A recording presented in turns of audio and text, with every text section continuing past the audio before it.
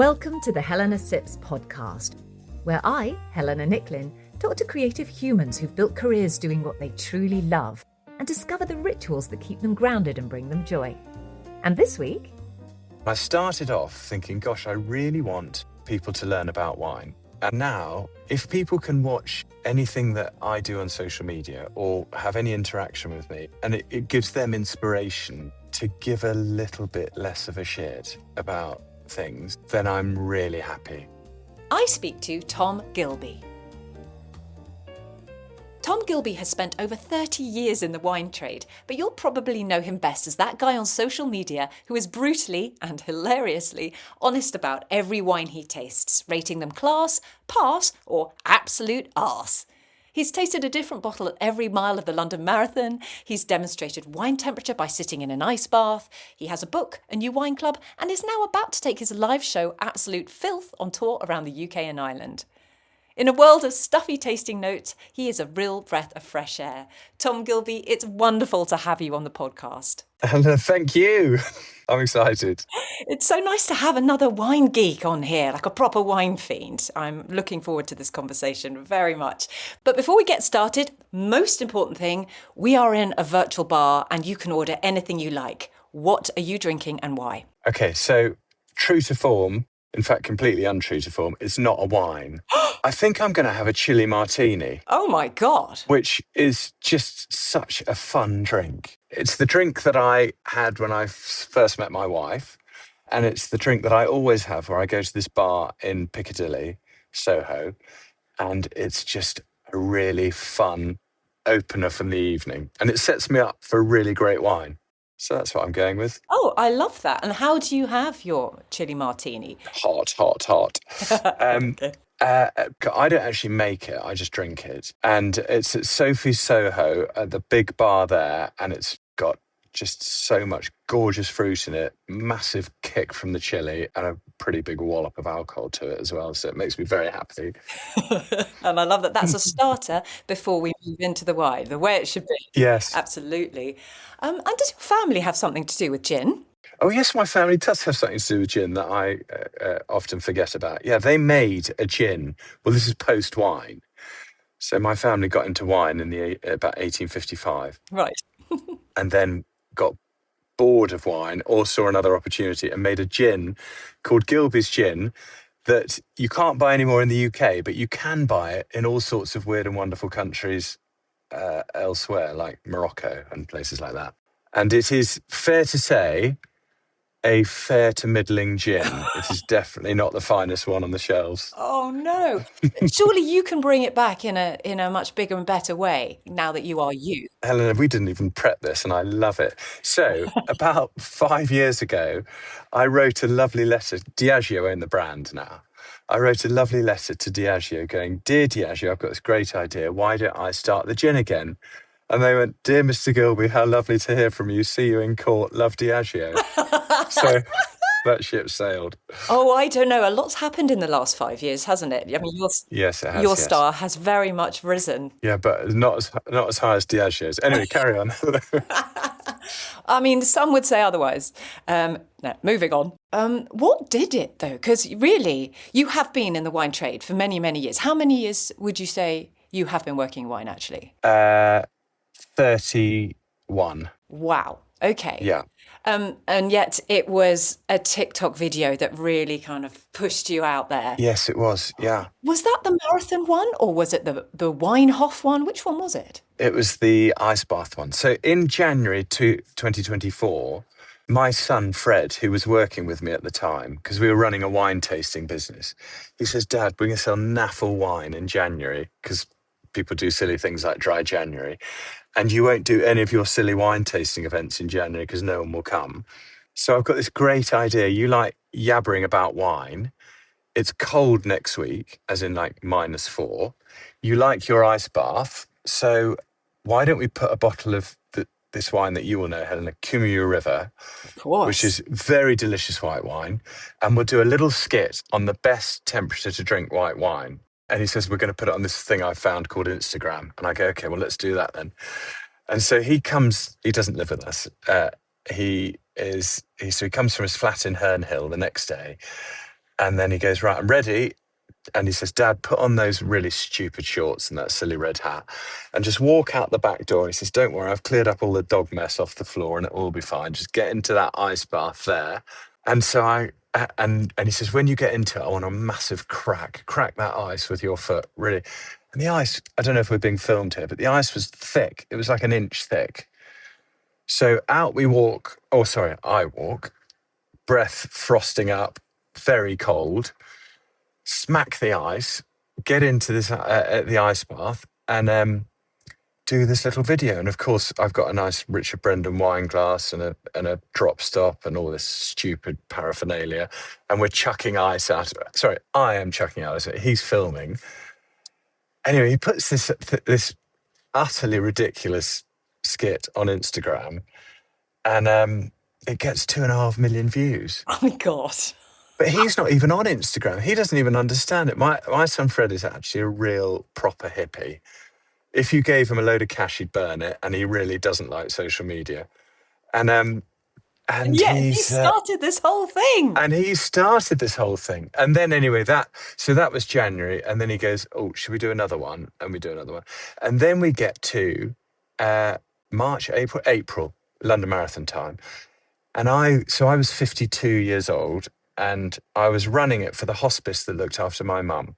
And he goes, 2 weeks before, he says, Dad, you've been in this game, you know a lot of people, and you've raised £2,000 for the hospice that looked after your mum, which is the minimum amount of money that you had to raise. How do you feel about that? And I went, well, pretty shit, actually. And he goes, I've got this great idea. So he says, I'll get all my mates around the track and you have to blind taste a wine. And I go, how's that going to work? Anyway, he dreams up this theme of the wine wanker. So he gets me this running outfit that's the wine wanker. All of his friends have these flags that say exactly those words on them and T-shirts. Because the London Marathon is like 4 deep now, wherever you are, even in the Isle of Dogs. So there's no way I would have found these people or my wine tasting targets. So he's got these flags that are hanging over the crowd. And so anyway, I did that, and that was on, I think, the Saturday or the Sunday. And then on the Monday, he says, Dad, I'll start work at about midday because I'm going to just see whether this works as a video. So he did it as a video. And I come down and go, Fred, what's it looking like? How is it? And he goes, well, have a look at this. And he's put it to the Benny Hill music. And it's utterly stupid. And I go, Fred, you can't post that because we do really grown-up wine tastings for very serious CEOs of all these wonderful companies and we just won't get any more business.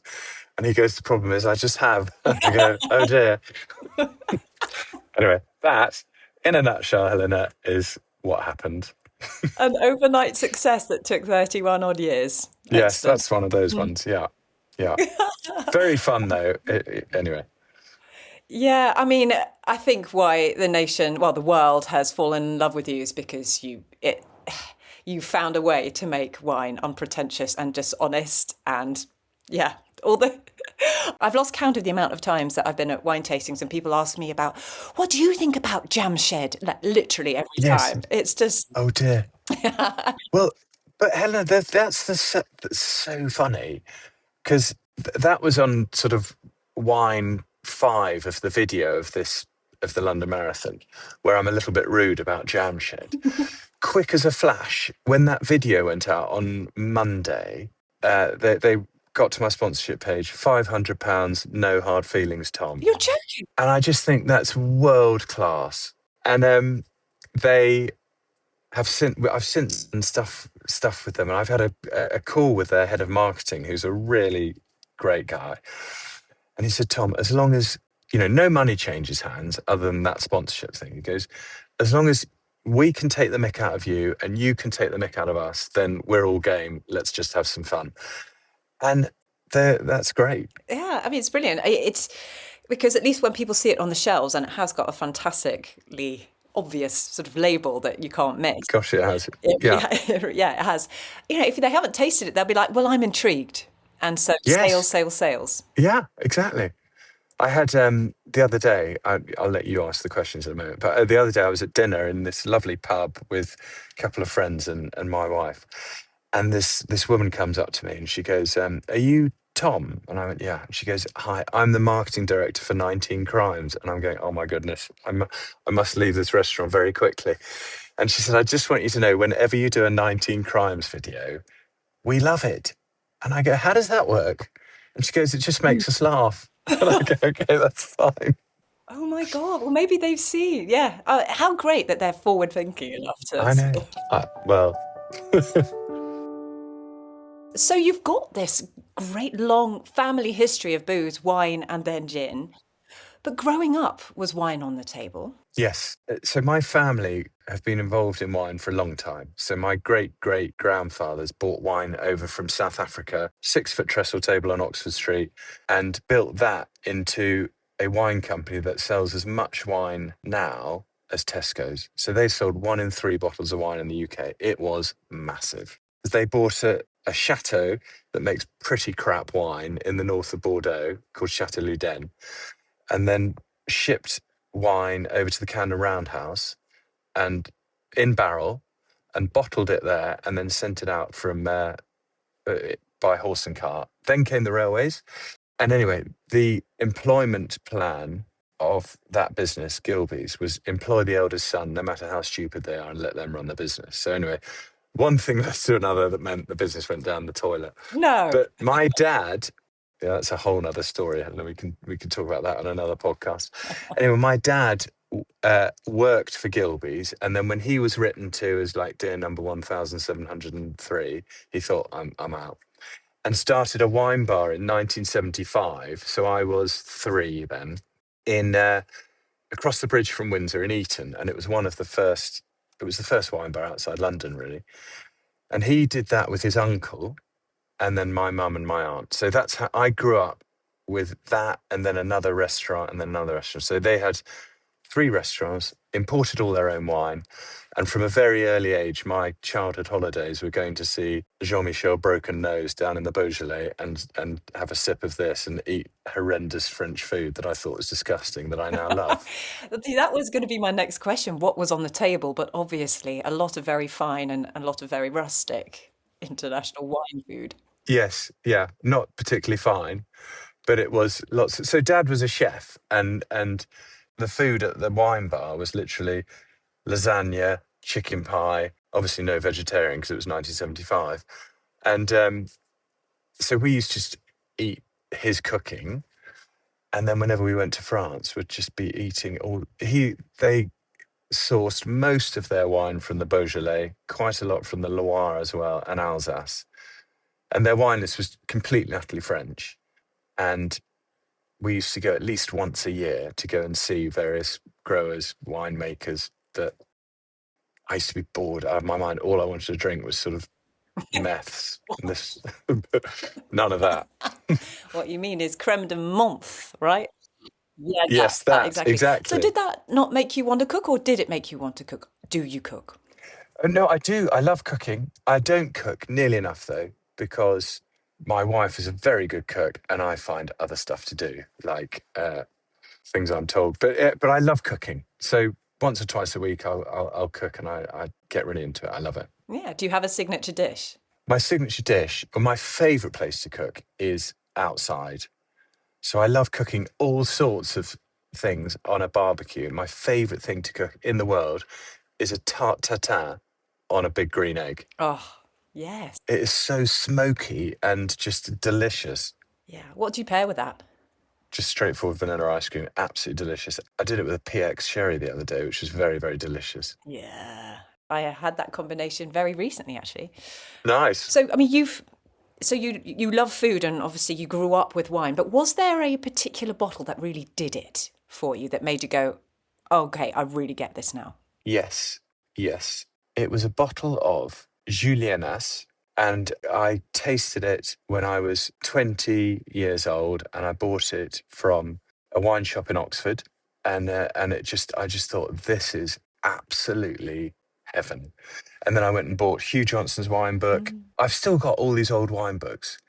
Oz Clarke, lots of Hugh Johnson, Jancis Robinson, and just thumbed through them. And I spent all of my student days going to 0 lectures, but I would be going to Oddbins in Oxford, Sainsbury's by Magdalen Bridge, and just buying. And I started a little wine club, and we just get together and just taste all these weird and wonderful things. Because it was just when the wine shelves were beginning to get interesting. They got suddenly New Zealand came in, Australia came in, and then when apartheid left, South Africa came in, and you just got suddenly the wine world blew up in the early 90s.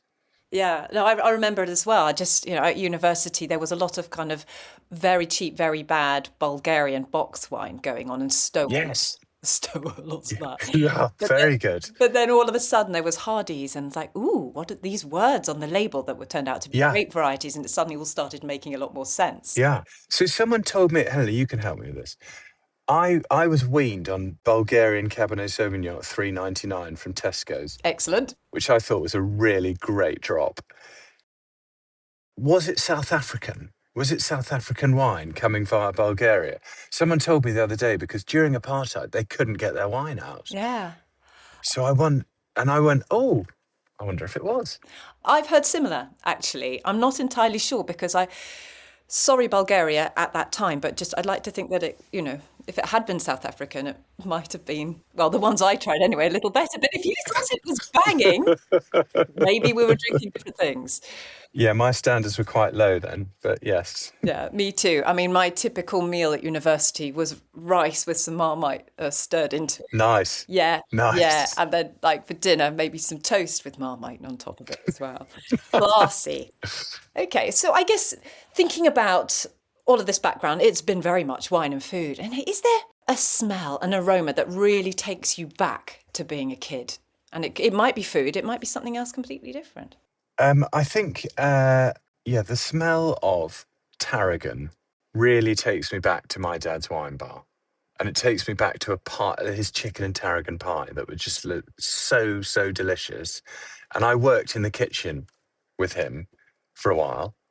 And that really takes me straight back there. And it brings back so much wonderful stuff with quite a lot of trauma. Oh. But just because that's a lot of shit and bullets flew around that wine bar, but it was fun. Yes, hopefully not literally. Or maybe. No, not literally. No, oh my goodness. So, right, yes, tarragon, the smell of fear. Who knew? And deliciousness. Where do you like to eat now? Where do you go out? Do you have absolute favourite locations? Yeah, I'll tell you where I don't like to eat is I really don't like white tablecloth, Michelin star, posh restaurants. And it's just really not my vibe. And I think I'm not alone there. You are not alone. Yeah, I find it so interesting how that world has just changed in the last 15 years. Yeah. And where I really like to go is somewhere where I don't know the wine list and I don't know the food. And really, I can go. So somewhere like Omar in Borough Market, I think is just great because I will look at a wine list and be presented with a whole load of Greek wines where I might know 3 of them. And there's so many more delicious wines than the 3 that I know that come from Greece. So I'd love to go and eat in places where you can try a lot of different bits of food. And I hate the idea of sharing plates, but when there's enough food, that's great. And where there's lots of little fun places to drink. I mean, my idea of heaven is where I was 2 months ago at San Sebastian, where you don't actually sit down. And you just literally, dinner is that street, and you can go and eat one of them, a pinchos, a little glass of wine, on to the next one. Yeah, chakalina poured from above. It's fun. It's fun. I think wine and food should be fun and light. Then I'm happy. I am so glad that you said that because I've never loved a white tablecloth. I mean, it just also automatically feels like the price is going to be more than it should be. Yeah. But, what got me into wine similarly was living in Italy when I was doing Erasmus, learning Italian and Rome, and Yeah. there was an Enoteca there before we had them in London. But it was kind of dark wood, drippy candles, floor to ceiling, dusty bottles, piano in Brilliant. the corner with an old dude. And Yeah. it was, and they did flights of wine just that you could, like, here are 3 Italian red grapes, play spot the difference. And they didn't sort of bother you with malolactic fermentation and oak barrels. Yeah. They were just Yeah. like, play, what is the difference between, it was Nebbiolo, Dolcetto and Barbera. And I loved it because it was so Wow. just kind of like Yeah, great fun. unpretentious, rustic, and the vibe in there. It had music, it had like picky bits. It was sharing wine. It was a bit like a cave, like brought out my inner cave woman. That's what I love too. Helen, I love that. That's exactly brilliant. We should go out for dinner. Oh yeah, yeah, absolutely. Well, at least we got the same values on that Yes. front. I like that. Yeah. Now you have had a very long career in booze, like I have. Have you developed any kind of rituals that keep you happy and keep you sane? Obviously, you mentioned ice baths before. Obviously, that's a regular thing. Tell me about how you remain a normal person, if indeed you are. Yeah, I think, Helen, well done. All of the stuff I do on Instagram has a glass of wine in it. And I think people think, oh, you are always on the sauce. So I stay sane by not always being on the sauce. And so I'm quite careful about having days where I'm not on the sauce. But then even when you go to a tasting, and you will know this better than, or the same as me, is there's no way you can go to a tasting of 100 wines and think that you're okay to get in a car, having spat everything out. Just no way. No way. No. So those are speed bumps that get in the way of my week. But I make sure that I have clear days, and I love my exercise. So going without a phone, without any headphones, so going for a run or a bike ride or a yoga or whatever I do. So keeping fit helps me keep sane, and that's my routine, really. That's good. And how many days off roughly do you aim for off the sauce a week, if you don't mind me asking? Do you want the truth? Well, you're asking what I aim for, not what I actually achieve. Yeah. Okay, so I reckon I aim for 5 and achieve 3. Good. It's like the 5 a day rule, right? Yeah, it's pretty good. I'm pretty happy with that. That's really good and impressive given who you are and what you're doing at the moment. Yeah. Well, I don't. How many do you? Okay, Helena, come on. How many do you have free from the sauce? Oh yeah, I forgot you might turn that around. Yeah. I aim for 4 at good. least. But it just my weeks are so different. Like I'm sure yours Yeah. are. Like I was in Languedoc last week on a wine trip. So that's Yeah, you not see, bad. that's definitely not going to happen. Yeah, I mean, my problem is that, I'm really good at 1 or 2 days. It's day 3 if it's in a row at home, and especially if I've got an article to write and 20 bottles there that need to be Yes. tasted. Yes. That's really, because the chances are if there's a nice one, you might just have a glass with dinner, which turns into 2, which happens a lot, actually. Definitely, Helena. Good. Well, I think we're doing well.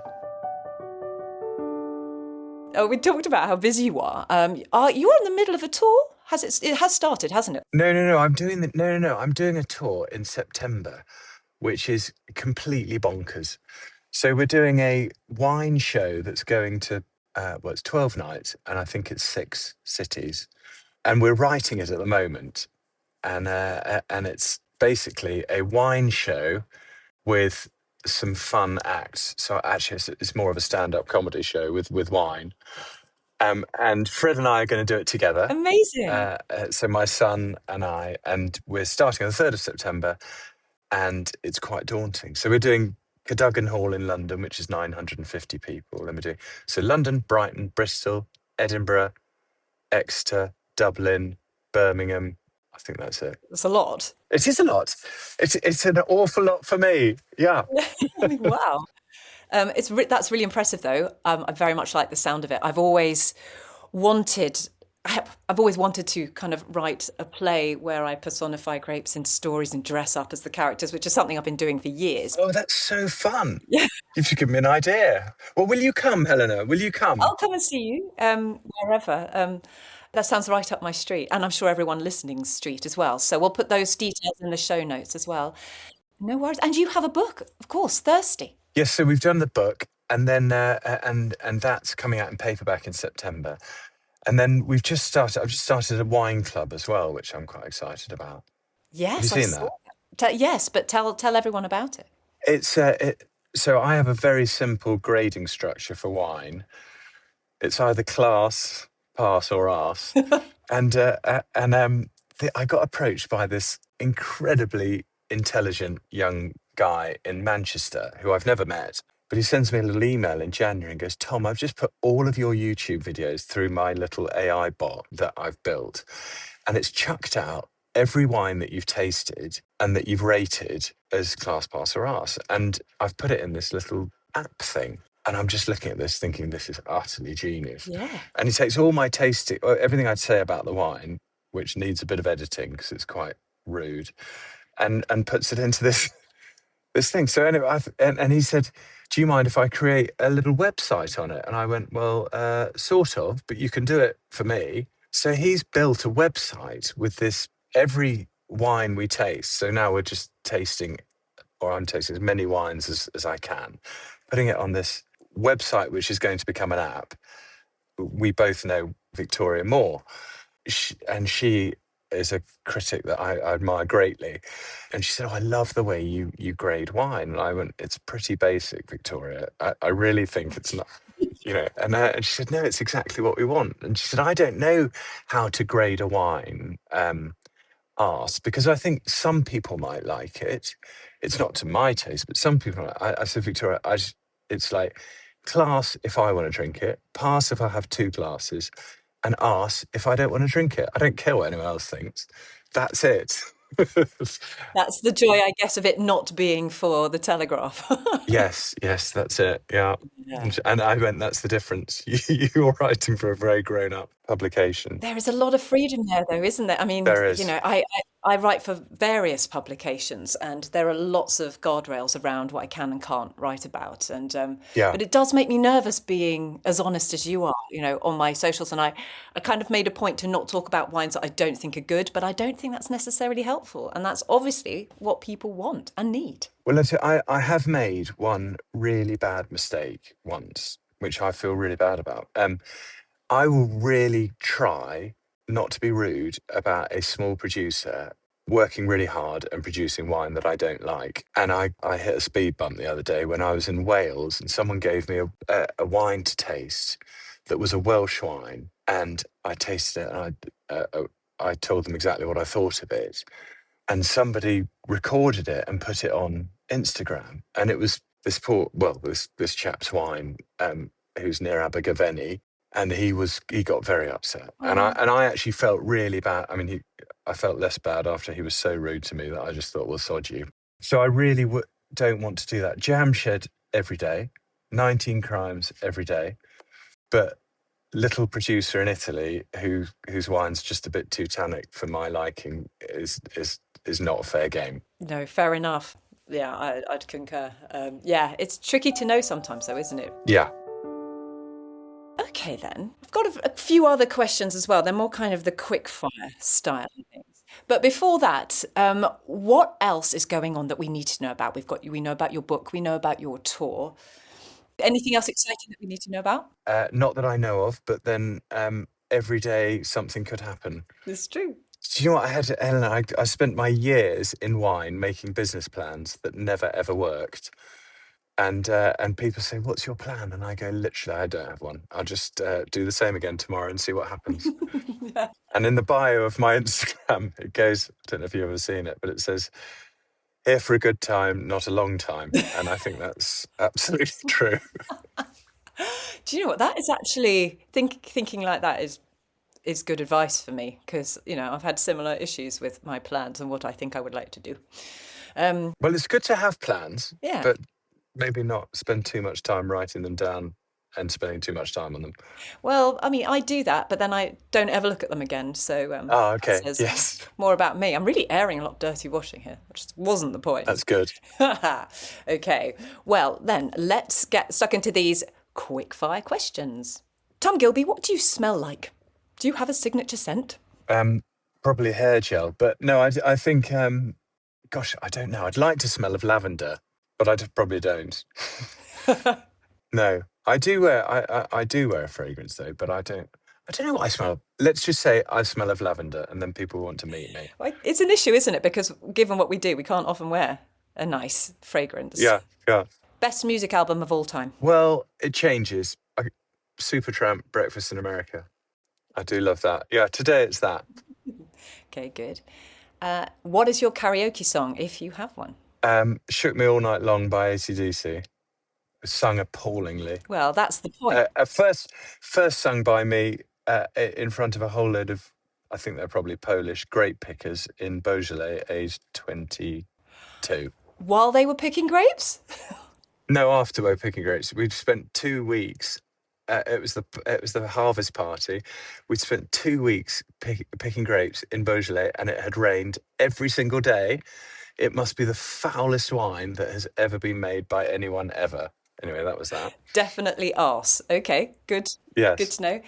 Is there a fun fact about you that people don't know? For example, did you used to body double for David Gandy or anything?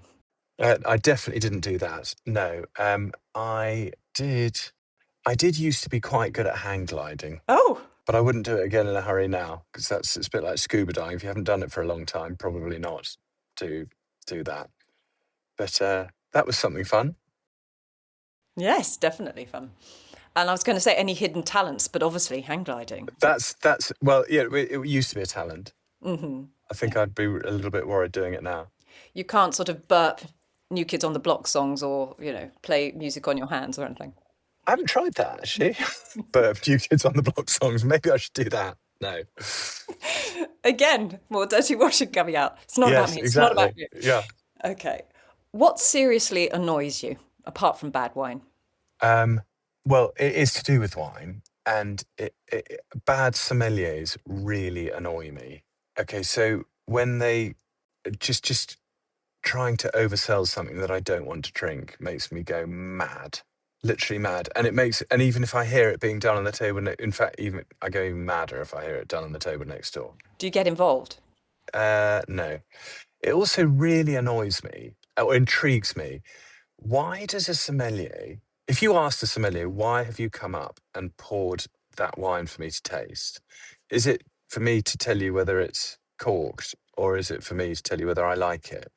I'm not sure they'd know. And bearing in mind, none of us really, 99.9% of people don't know how to identify a fault in wine.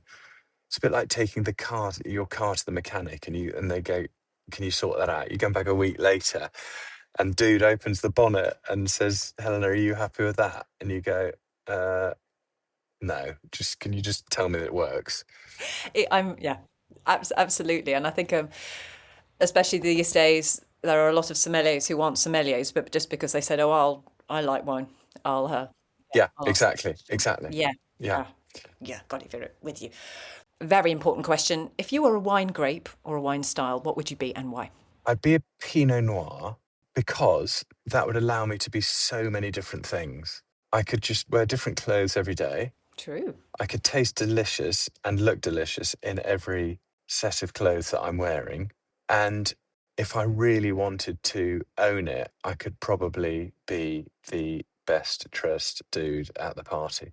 Do you agree? I think why would you not want to be that? Well, there's a sweet wine missing there, unless you've had a sweet wine made with Pinot Noir. True. I haven't, but I think I might try and make one. Yeah. That was a beautiful way of describing it, though. Yeah. I mean, my husband describes me as a Pinot Noir, but more that it sort of needs a lot of care and attention. It's a completely fickle pain in the arse. Yes, exactly. Which is another. Yeah. But when it's That's another great thing about Pinot Noir. But when it's good, my goodness, you want to bathe in it, don't you? Wow. Yeah. That was a wine that did it for me. But anyway. Okay, last question. Do you have any advice for life or a mantra you would like to share with us? I think so. Some people ask me, and I quite often wonder why I do the stuff that I do on Instagram. What do I want people to do? And I started off thinking, gosh, I really want people to learn about wine. If people can watch anything that I do on social media or have any interaction with me, and it gives them inspiration to give a little bit less of a shit about things, then I'm really happy. So my mantra and advice to anybody is try and not worry about what people think about you or where you are in life. Or it's very easy for me to do because I'm not in a cardboard box under the A40. And if you're in a cardboard box under the A40, that's your walls are a lot closer to you than mine are. But if you have the ability to perhaps worry a bit less about what people think about you, then I think you'll be much. And my mum died when I was 50, and I think I subconsciously hit the I don't really care anymore button. As long as I don't be rude to anyone or make anyone feel bad, I don't really care. That's great. Thank you very much. Tom, where can we find you on the socials, on websites, etc.? Well, sadly, everywhere. But Tom Gilbey Wine on Instagram. We've been banned from TikTok. I don't know why. Our account got taken down. Oh man, just they seem to flag random things, don't they? They don't, Yeah. And yes. So anyway, that's been banned. But we're on YouTube as Tom Gilbey Wine and Instagram as Tom Gilbey Wine and website Tom Gilbey Wine, and all comments, interactions and fun stuff are most welcome. And if you want to be rude too, that makes me laugh as well. So crack on. Noted very much. Tom Gilbey, it's been an absolute pleasure. Thank you so much for coming on the podcast. Thank you, Helena. I've absolutely loved it and love what you do. So real honour to be here and with you. Thank you. Thank you for listening to this episode. And don't forget to subscribe so you know when new ones have landed. And I'd love to hear your comments, so do drop them in below or come and find me on the socials at Helena Sips. I also want to hear who you think I should be talking to next, so let me know. Until next time, go well.